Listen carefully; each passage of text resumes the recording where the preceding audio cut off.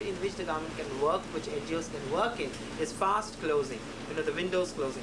What we are going to have such a horror on hand, which was shown through the graphs, which I right asked on you to the look at. Side, yes. Yes. That now the city government of Bombay, its health budget was 100 crores. 100 crores is 1,000 million rupees.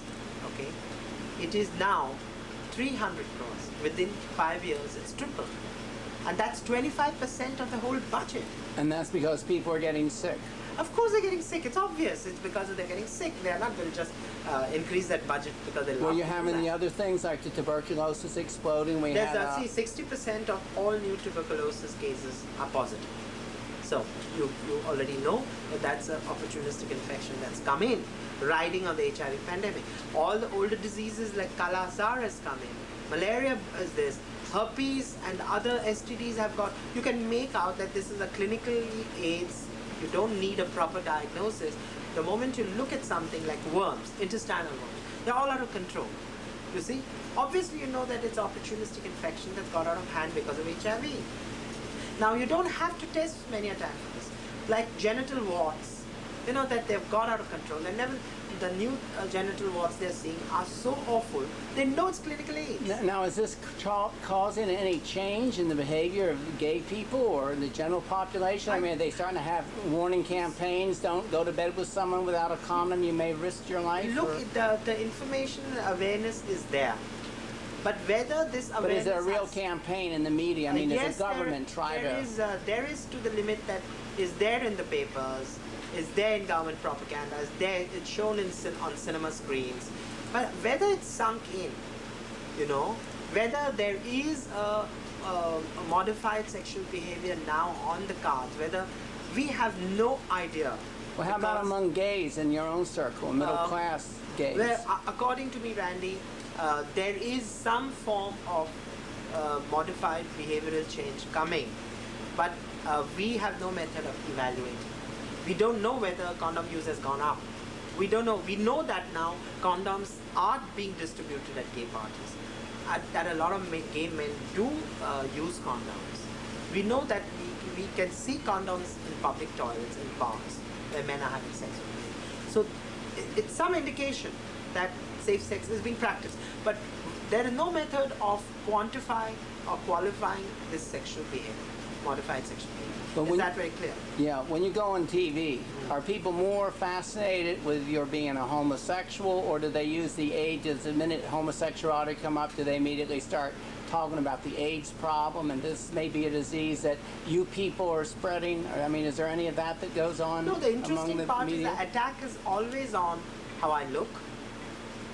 The fact. How do you look? I mean, I would find it hard to imagine. According to them, I don't look gay. Oh, so they're saying you're a fraud because you don't look like a homosexual. One. The second part is a lot of middle-class gays are lashing out at the fact that I'm so-called self-confessed, a self-professed messiah of gay, which is not true. I only speak for myself.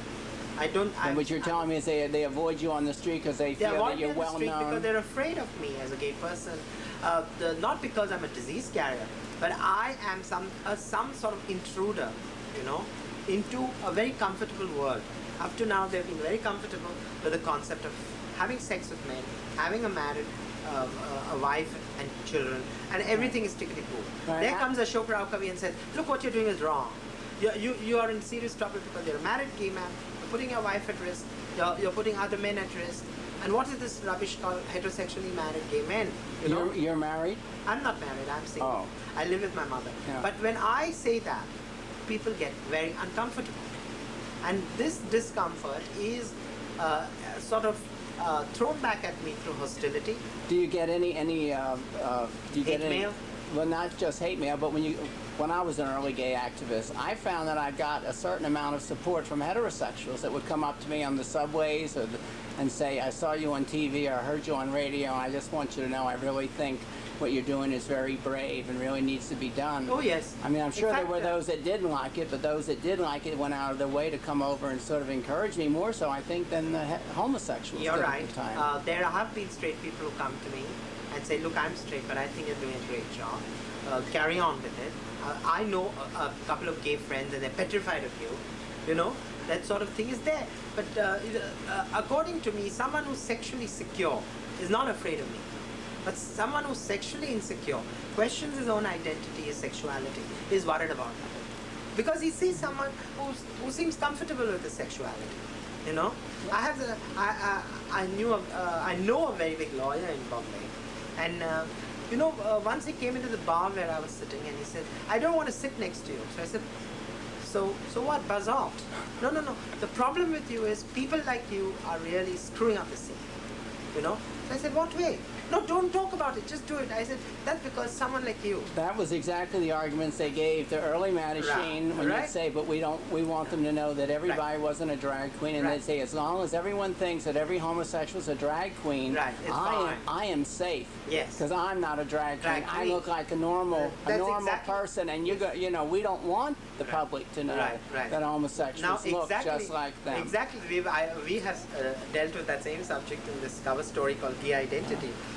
Now you're going to have that Bombay Doshi. You've made arrangements for the first time for it to be carried at the different bookstore here in New Yes, York, right? Yes, and I'm very proud of it. We're going to talk about it.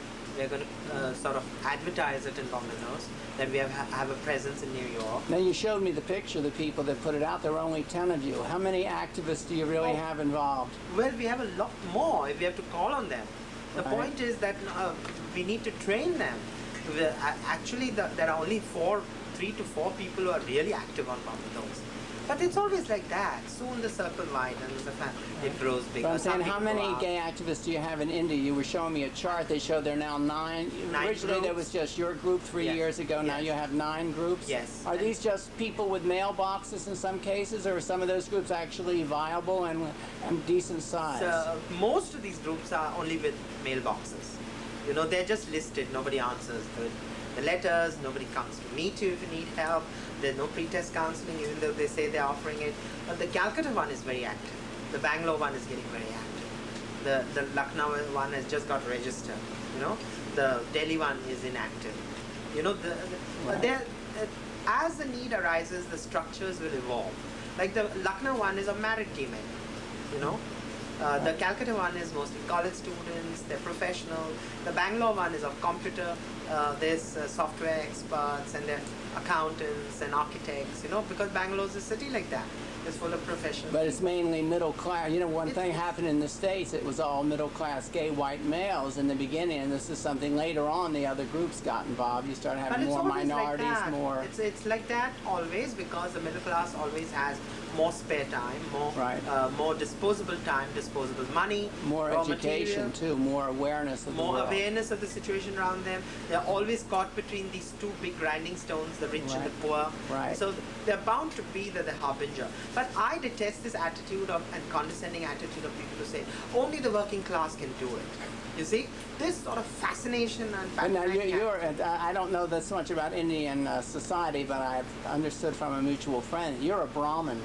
Yes, I right? am. So you're one of the upper class Indians. He was of the opinion this was one reason why you'd been able to get away with some of the things you had done, simply because of your sort of status in society. You're also a priest or something Well, a couple of things. I'm an ex-monk of the Ramakrishna order, but I do not think it protected me because in urban areas, in a lot of urban areas, Brahmins like me have changed their surnames. So you can't really make out who I am from my surname. So that doesn't really give me protection in that sense. It doesn't give me protection against communal violence. To be Brahmin today in India is to be politically incorrect.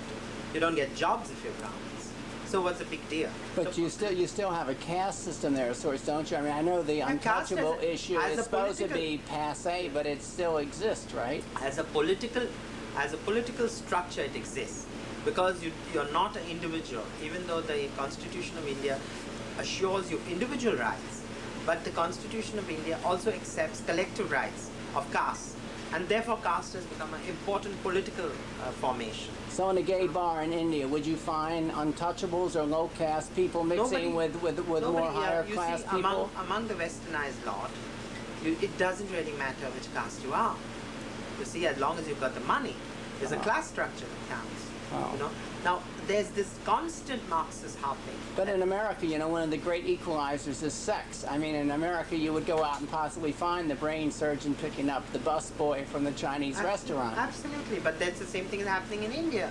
Whatever makes you think, the very fact that the HIV is spreading so fast shows that there is a lot of sex across caste, class, and everything.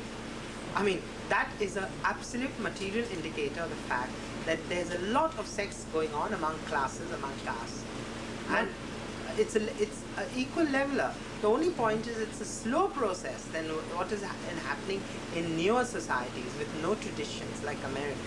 I mean, you look at the Empire State Building, and you know, if you talk of that as history, that was just built 50 years ago. And here, when we talk of history, we talk of monuments that are 3,000 years old. So you see, you're talking of two different entities altogether. People would say, oh, America is a great leveler. But America was a melting pot. That's how it started. You know, and there are some incredible things. There's a Greek immigrant who's become a congressman who's talking of stopping immigration, and he's an immigrant himself. You see, they're all inventing new traditions. Now, India's also now, you mentioned the trucker tradition with the worship. No, that's a new what tradition. Is that new? That doesn't. That's a new didn't tradition. come from Trucks the are camel. new. The camel drivers didn't have the same thing. The or camel anything. drivers obviously were having sex with also somebody called a camel cleaner, for all you know. But the elephant, this driver, the Mahout, always had young boys with him. If you see the elephant, but only one man sat on top, but there would be 3 or 4 of these young boys, you know, washing the elephant, giving him food, all sorts of stuff. In reading one of your current issues of the magazine, someone had written in and said, where in Bombay can I find a gay bar? And I thought your answer was curious. You can explain to me why. You said, well, we're not going to tell you, but any cab driver knows, please. I mean, you know. So you were telling me if you were afraid you couldn't say the bar because bars would be raided or something? We are in a situation that you were in 1955, 65. Again, I'm saying that. Because under Section 377, gay sex is criminal behavior. But it has to be clinically proved, in the sense you were taken to a police station, a doctor's called, and all sorts of sordid things are recorded. Now, that means that if we say gay sex is taking place or gay people are meeting there, they could raid the bar. You know, we could inform them over the phone that this is the place to go to. But if we printed it... But when it gets gay, I mean, but India, is Bombay, you said they didn't even have dancing yet, hardly. I mean, they don't have backroom bars or anything like that, do they? They have bars, plenty of bars. But sexual activity... And look, Randy, the important thing is all bars are practically gay bars, because no women come to bars. So after 2 drinks, you have, if you're smart and if you know how to play your cards, you can pick up a man. Yeah, but you don't have sex on the premise, you go somewhere else. Yes, you go somewhere else. Right. And that's a big problem anyway. Right. You see? Because space is a problem in India. But you were saying the people that run these bars are sort of underworld type people? Well, no, they have clout with the police. They know how to bribe them. So there's always this fringe of the underworld. You know? But gay people everywhere are always thrown on the fringes of the underworld. We're no different. I wouldn't like to be under this great aura of martyrdom. So how many gay bars are there in Bombay or in Bombay India? now there are 2 gay bars, 2 discos, lots of other places, cruising places. The railway platforms are very cruisy. The parks are very cruisy. The beaches are very cruisy. The whole place, you can cruise all over the place and pick up. It just depends where you have to take them. But you think that if you put out a guide, is this an issue that you're debating now, that if you put out a guide that maybe the places listed would be raided by the police and shut down? You know, they would have a ready reckoner where to go and raid and where to pick up guys and, you know, harass. And that would be all over India as well? Are there gay bars outside of Bombay? Oh, there are all over the place. In Pune there are, Kolhapur there are. Then if you go to Surat and the whole of Gujarat has prohibitions too. Right, but you know, Bombay with how many million people? 11 million. Has only 2 gay bars. I mean, but New York with 7 million has 50 or 60. But Randy, just let me, again, I told you that every bar is a gay bar because women don't come into... Now, if you went to a bar near a trucker stop and it wasn't a gay bar and you camped and you were a painted little queen, you would pick up 5 truckers in a row. Now, is that or is that not a gay bar? The point is exactly what I'm saying, that there isn't a construction called gay. So every bar, you could have men having sex with men somewhere in the toilet, It's happening all the time. Queens come and say, oh Ashok, look at that bar near Kurla. That's near a trucker stop. And I had a gorgeous man there. You know? Now, it's easy. Obviously, he picked up somebody just like that.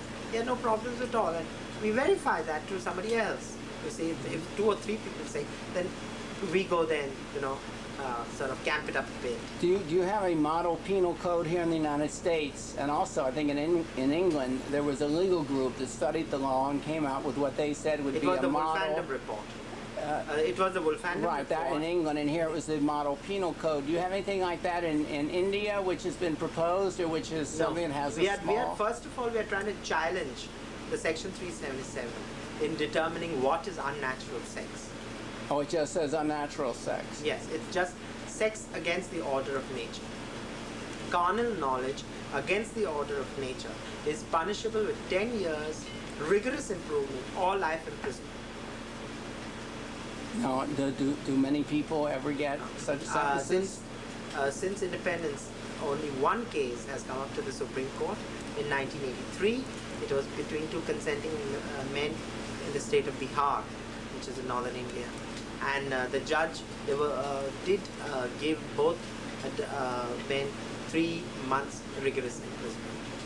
3 months? Rigorous, it's called RI, rigorous imprisonment. Right, but that's a lot better than 10 years of life imprisonment. Yeah. But I hear it was suspended. You see, this law is British. This law is British. Oh, so they don't take it seriously. They don't take it seriously. So do you have roundups in the park? I mean, when you say there's activity, I mean, do they sometimes raid a park or a beach and take all the queens in and give them tickets for whatever? They know tickets is committing nuisance, so you're charged 50 rupees and you're shamed into paying up. I told you the difference between shame and guilt. So you pay out quietly. We know what you're doing. We know what you're doing. Yeah, you know, you had your zipper open. We saw everything. We're going to tell your parents.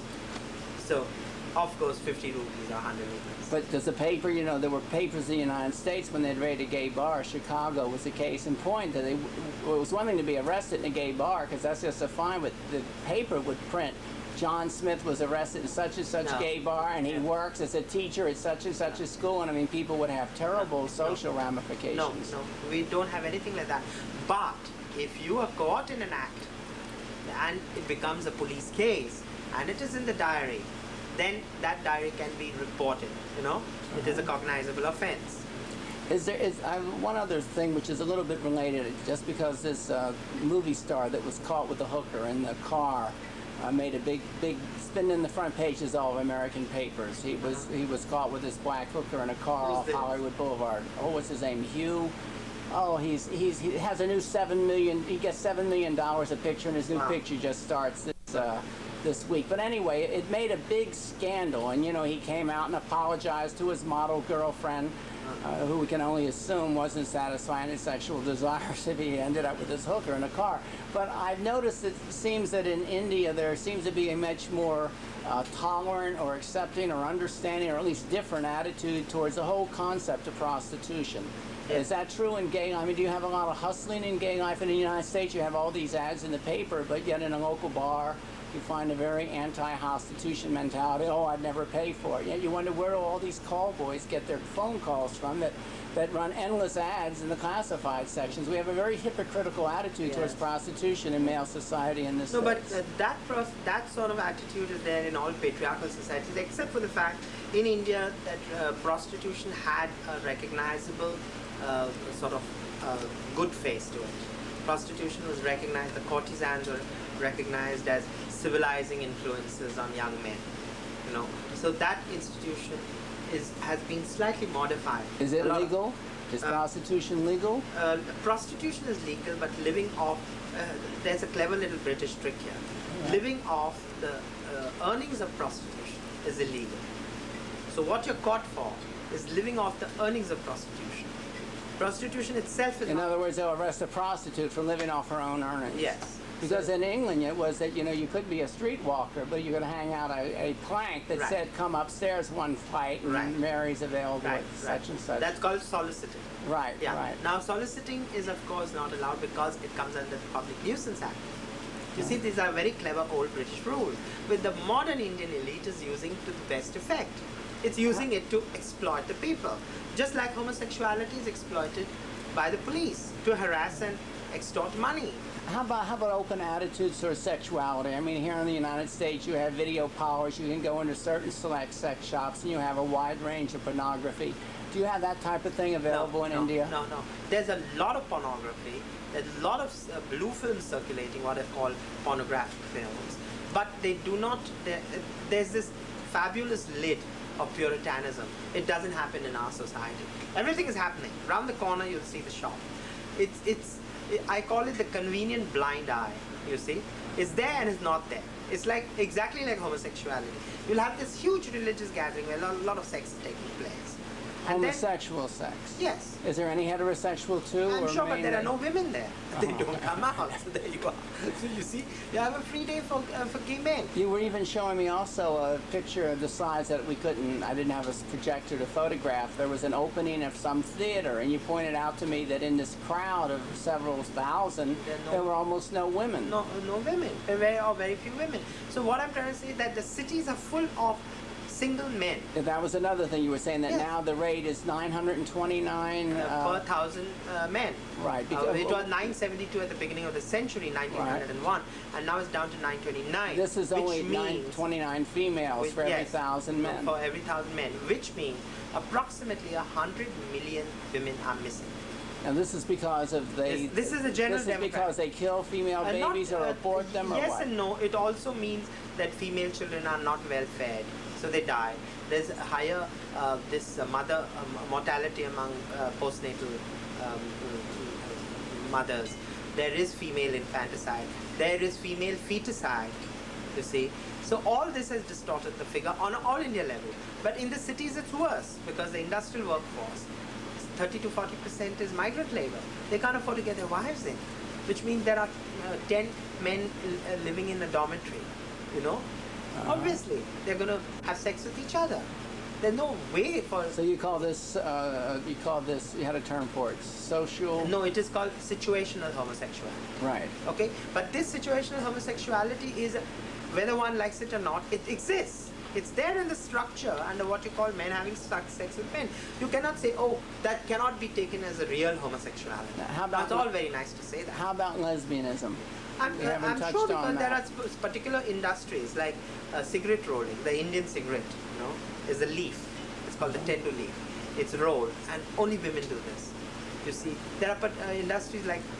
Do you have any contact with lesbians in Bombay? Yes, we have a lesbian group that is very much in touch with us. Now that they have got their own post box number, they hold meetings. They just went on a retreat. They are going to do their own counseling.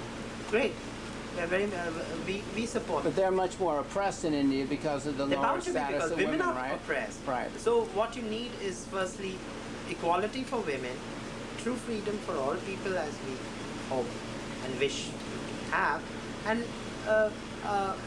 truer expression of your sexuality. Now, is there any, we'll have to wind up soon. Yes. We're getting a lot of tape here. I just was wondering what have I missed? What things can you think of that maybe you think are worth? Well, the last thing I would say was that if and when we have vibrant gay cultures in India and China, the gay populations of India and China put together would demand a separate seat at the United Nations, because we would be more than 200 million men and women, you know, and that's a hell of a lot. It's equal to the whole population of the United States. So what I mean to say, you know, when you look at American Gay Guide or when you look at Spartacus, you don't see any mention of India at all. And these, India and China, are going to be enormously vibrant, diverse, and very creative gay countries. But this is because Thailand, every time I mention going to India, everyone says, don't go to India, go to Thailand. Because that's predatory sex. If you went to Thailand, you'll have these bars where dirty old men from Europe of 17, 18 have got 14-year-old boys sitting on their lap. Now they are there because they're being paid. You see, it's not a gay culture.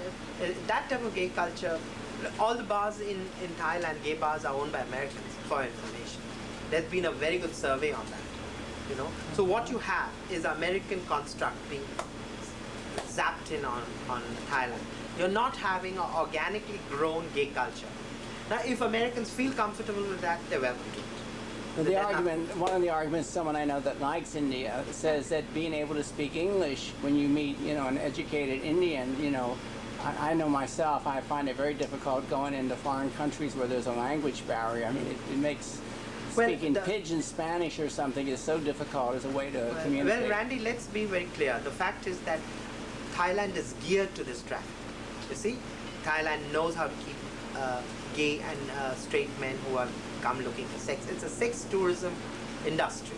It's a recognized industry. India doesn't have that. India has a lot of other minus points. Although people like me speak English, a lot of people speak English, so you feel comfortable. The fact exists. It is factual that it's a dirty country. Our superstructure is bad. Our food, our hotels are not up to the mark according to the American tourism industry itself. The country is vast. The infrastructure is creaky. You can't get buses, trains, planes. So you must know all this when you think of coming to India. Do the police harass you? I mean, some countries, like in the Caribbean, the Dominican Republic, I understand how the police have become very harassing. In India, for instance, if you happen to wander in a wrong park at the wrong time and they were to sweep in because you're a foreigner, would you probably be given a certain deference, or would they zero on you as someone with money they could shake down extra hard? Look, a friend of mine from Amsterdam was cruising in a railway public toilet. He was caught flagrante delicto with his pants down, so you say. The station master was called in by the railway police. They took him into the office. They gave him a cup of tea. And they told him, look, we are a very backward country and we just don't allow this type of sex. So they did confess that it's a backward country. So the harassment, and everything was happy because he said, okay, how much bakshish? And he gave them 100 rupees each, which is about $3. Sounds more civilized to me than some of the American justice Yes, so that sort of harassment, which usually is a method of shaking you down a bit. And in a poor country, that's going to happen. I'm not excusing that behavior, okay? Extortion, I'm not excusing it. But the fact remains that it is on a much more, although gay bashing is coming. Sort of the camp screaming queens, the Nelly queens, the clapping queens, the one who stand outside public toilets and do that. Now, gay bashing is coming in there. You mean they're starting for the first time to beat them up? Yes, there are things happening because I think the visibility is threatening certain sexuality. I mean, I used to know 3 or 4 very macho-looking men who were local goons who used to come into the public loo and have sex. And they got very annoyed with these queens. They said, why can't you just keep quiet and have fun and go? Why do you have to make a scene? You get it? The visibility is what worries them. They don't mind slipping in and out of it like fish in the sea. Okay. Well, I want to thank you very much and wish you well. Thank you, Randy. And I hope to see you again. Yeah, thank you, Randy. It's come out well, I think. Yeah, I think so. Oh, good.